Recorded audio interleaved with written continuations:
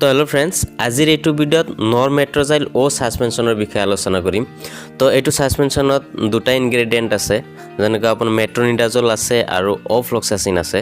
তো এই চিৰাপটো সৰু ল'ৰা ছোৱালীক কেতিয়া খাব দিয়া হয়, ডক্টৰে কেতিয়া এডভাইচ কৰে খাব কাৰণে এই চিৰাপটো, বা কিমানখিনিকে ড'জ দিয়ে খাব কাৰণে, দিনত কেইবাৰ খুৱাব লাগে, কিমান দিনলৈকে খুৱাব লাগে, বা ইয়াৰ পৰা কিবা আপোনালোকৰ ল'ৰা ছোৱালীৰ কিবা ছাইড ইফেক্ট হ'ব পাৰে নেকি, এনেকুৱা গোটেইখিনি কথা আলোচনা কৰিম। তো আপোনালোকে ভিডিঅ'টো লাষ্টলৈকে চাই থাকক, আৰু যদি চেনেলটো নতুনকৈ চাই আছে তেতিয়াহ'লে চেনেলটো ছাবস্ক্ৰাইব কৰিব নাপাহৰিব, কাৰণ ফাৰ্মাচীত থকা প্ৰত্যেকটো মেডিচিনৰ ওপৰতে এইটো চেনেলত এটা ভিডিঅ' বনাই আমি আপলোড দিওঁ।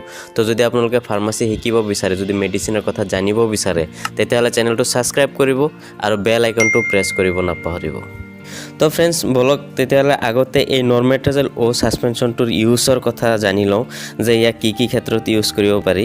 তো ইয়াৰ যদি মেইন ইউজ কেইটামানৰ কথা কওঁ, সেইটো হৈছে আপোনাৰ প্ৰথমতেতো সৰু ল'ৰা ছোৱালীৰ যিটো ডায়েৰিয়া হয়, যিটো একদম পাতল পায়খানা হৈ যায়, লেট্ৰিনটো একদম পানী হৈ যায়, তো একো খুৱাব নোৱাৰে, আপোনালোক খোৱাৰ লগে লগে একদম পানী পায়খানা যাব ষ্টাৰ্ট হৈ যায়। তো এইটো ক্ষেত্ৰত এই নৰমেট্ৰজাইল ও ছাছপেনশ্যনটো আপোনালোকে খুৱাব পাৰে ল'ৰা ছোৱালীক। আৰু যিটো বিজল টাইপৰ হৈ যায়, ডিচেণ্ট্ৰি হয়, যিটো আপোনাৰ লেট্ৰিনটো বিজল টাইপৰ হৈ যায়, সেইটো ক্ষেত্ৰত ল'ৰা ছোৱালীৰ পেট বহুত বিষ হয়।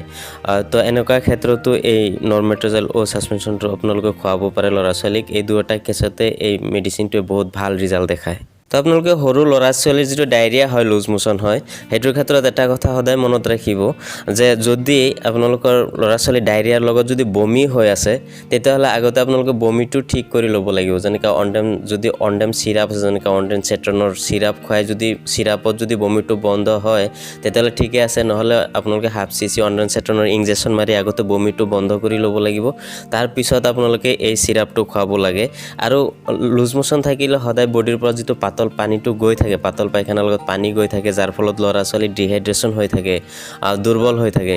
গতিকে এই ডিহাইড্ৰেশ্যনটো বন্ধ কৰিবৰ কাৰণে, ঠিক কৰি ৰাখিবৰ কাৰণে আপোনালোকে সদায় ল'ৰা ছোৱালীক ORS পাউডাৰ যিটো আছে, ORS পেকেট সদায় গুলি খুৱাই থাকিব। আৰু লগতে এই এণ্টিবায়'টিক যিটো নৰমেট্ৰজাইল ও ছাছপেনশ্যন আছে, এইটো দিনত 2 টাইমকৈ আপোনালোকে খুৱাই ৰাখিব। আৰু ফ্ৰেণ্ডছ, এই নৰমেট্ৰজাইল ও ছাছপেনশ্যনটো আপোনাৰ ডিচেণ্ট্ৰি আৰু ডায়েৰিয়াৰ উপৰিও সৰু ল'ৰা ছোৱালীৰ যিটো পেচাবৰ জ্বলন পূৰণ হয়, যিটো বাৰ্ণিং সেন্সেশ্যন হয়, তো সেই ক্ষেত্ৰতো এই এণ্টিবায়'টিকটো এডভাইচ কৰা হয় ল'ৰা ছোৱালীক খুৱাবৰ কাৰণে। তো সেইটো ক্ষেত্ৰতো এই পেচাবৰ যিটো জ্বলা পোৰা হয়, সেইটো ক্ষেত্ৰতো আপোনালোকে যদি দিনত 2 টাইমকৈ এই ছাছপেনশ্যনটো খুৱায়, তেতিয়াহ'লে 5 দিনতে আপোনালোকে মোটামুটি ভাল ৰিজাল্ট এটা পাই যায় এইটো চিৰাপৰ পৰা। ইয়াৰ উপৰিও যেতিয়া সৰু ল'ৰা ছোৱালীৰ যদি দাঁত ওলোৱাৰ পিছত দাঁতত ইনফেকশ্যন হয়, বহুত সৰু ল'ৰা ছোৱালীক দেখা যায় ইনফেকশ্যন হয়, তো আপোনাৰ দাঁতৰ আলুটো যিটো গাম আছে, দাঁতৰ আলুটো ফুলি যায়, তাতে বিষ হয়। তো সেই ক্ষেত্ৰতো এণ্টিবায়'টিক হিচাপে এইটো চিৰাপ ডক্টৰে এডভাইচ কৰে ল'ৰা ছোৱালীক খুৱাবৰ কাৰণে।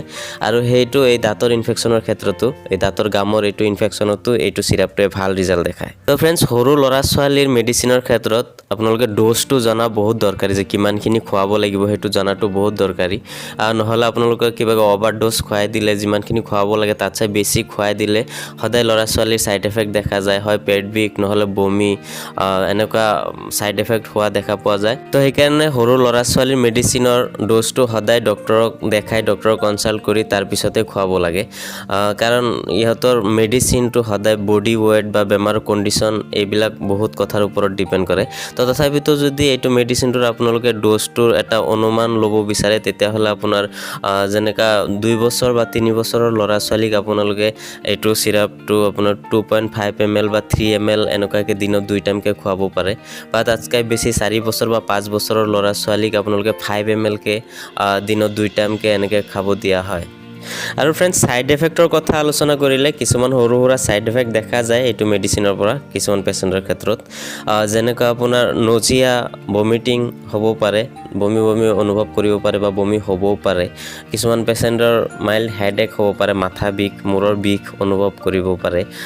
কিছুমান পেচেণ্টৰ আপোনাৰ যিটো আপোনাৰ লছ অফ এপাটাইটিছ হয়, যিটো ভোক নালাগে, খাব মন নাযায়, এনেকুৱা প্ৰব্লেম দেখা যায় কিছুমান পেচেণ্টৰ এইটো ছাইড এফেক্ট হিচাপে।